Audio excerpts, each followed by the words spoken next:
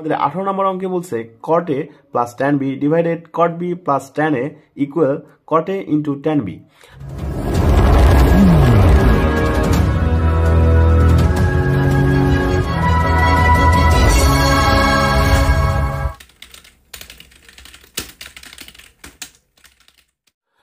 আসসালামু আলাইকুম।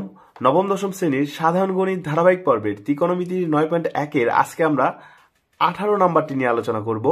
ভিডিও শুরু করার আগে অবশ্যই আমাদের ফেসবুক পেজটি ফলো করবেন, আর যদি ইউটিউব থেকে দেখে থাকেন অবশ্যই ইউটিউব চ্যানেলটি সাবস্ক্রাইব করবেন।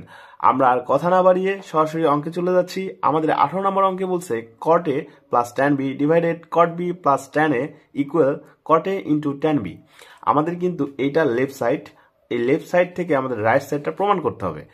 ভিডিওটি যেন দীর্ঘ না হয় সেই সুবিধার্থে অঙ্কটি আমরা আগেই তুলে নিয়েছি, অর্থাৎ আমাদের এইটা হচ্ছে 18 নম্বর অঙ্ক, লেফট সাইড, এটা হচ্ছে রাইট সাইড। আমাদের এখন আমরা লেফট সাইডটি থেকে রাইট সাইড প্রমাণ করার চেষ্টা করব।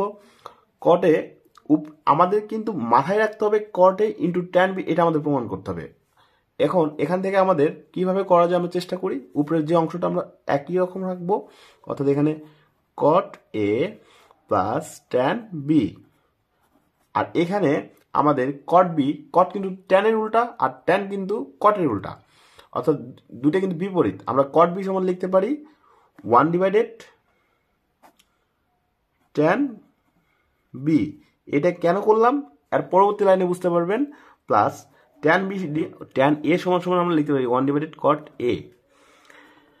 এখন আমাদের কিন্তু লসাগু করতে হবে, অর্থাৎ নিচে লসাগু করতে হবে।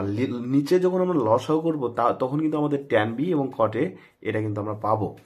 আর এই জন্যই কিন্তু আমাদের এখানে এই লাইনটাতে এই অংশটা করা, অর্থাৎ এখন আমাদের উপরে যা আছে আমরা তাই লিখবো cot a plus tan b divided, আমরা যদি লসাগুটা করি তাহলে আমরা পাবো tan b into cot a।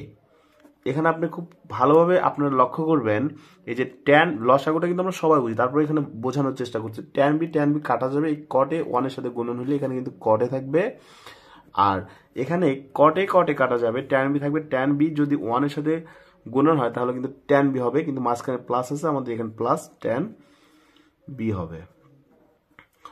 এখন আমরা কিন্তু জানি যে এইটা কিন্তু মেইন ভগ্নাংশের অংশ, অর্থাৎ এই cot a tan b সাথে পুরো অংশটা কি অবস্থায় আছে, ভাগ অবস্থায় আছে। আমরা যদি এটা গুণন অবস্থায় নিতে চাই তাহলে এটা কিন্তু উপরে যাবে আর ভগ্নাংশের উপরের অংশটা কিন্তু নিচে আসবে।